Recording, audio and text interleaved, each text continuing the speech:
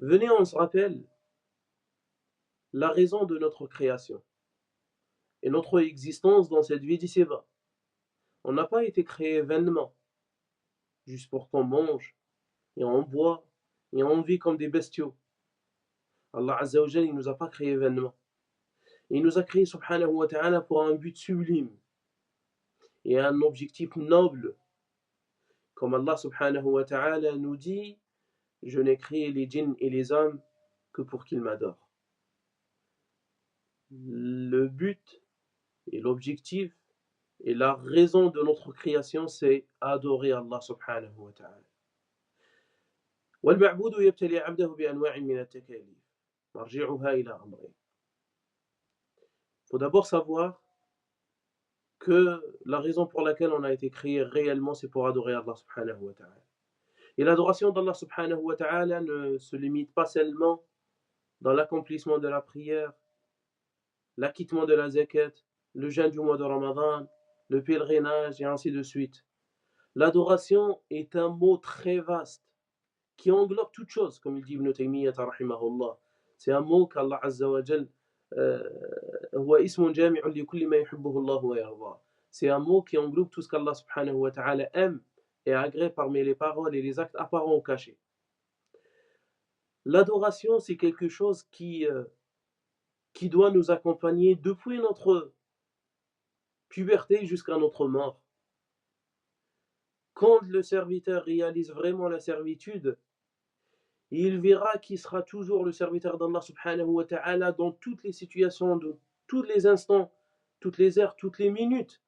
Et il est le serviteur d'Allah subhanahu wa ta'ala et il ne fait que réaliser cette chose-là qui est l'adoration d'Allah subhanahu wa ta'ala. C'est pourquoi Allah Azza wa Jal dit قُلْ إِنَّ صَلَاتِي, dis que ma prière, mon sacrifice, وَمَحْيَاي, et ma vie, et ma mort, mamati, lillahi rabbil alamin, à Allah, ou appartient à Allah subhanahu wa ta'ala.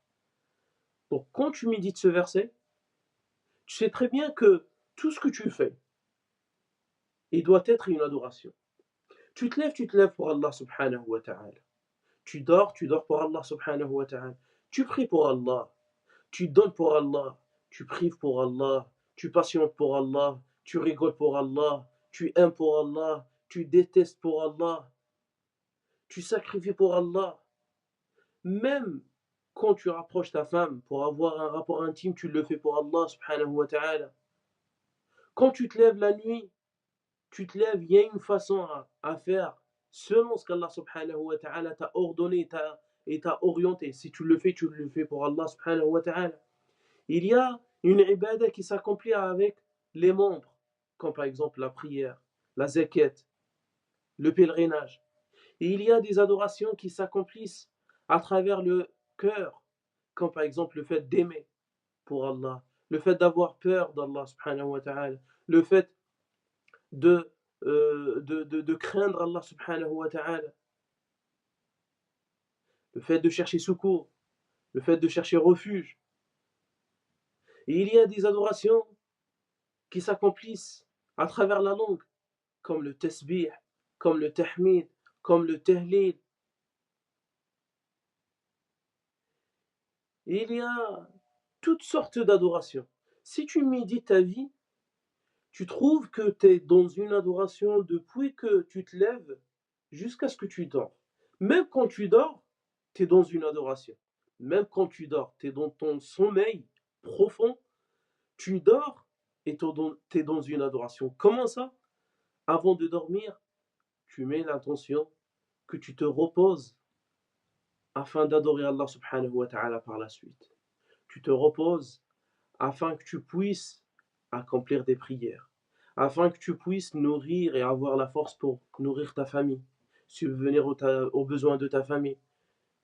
Regardez l'adoration. Même dans ton sommeil, tu es dans une ibadah. Que dire alors lorsque tu te lèves? Que dire alors lorsque tu souris? Même quand tu t'énerves, tu dois t'énerver pour Allah subhanahu wa ta'ala. Tu t'énerves pas pour des choses futiles. Comme le prophète sallallahu alayhi wa sallam, il s'énervait lorsqu'il voyait sallallahu alayhi wa sallam les droits d'Allah et les limites d'Allah transgressées. Il s'énervait sallallahu alayhi wa sallam. Quand tu médites bien ta vie, tu verras que toute ta vie, tu es en train de réaliser al-ubudiyya, la servitude.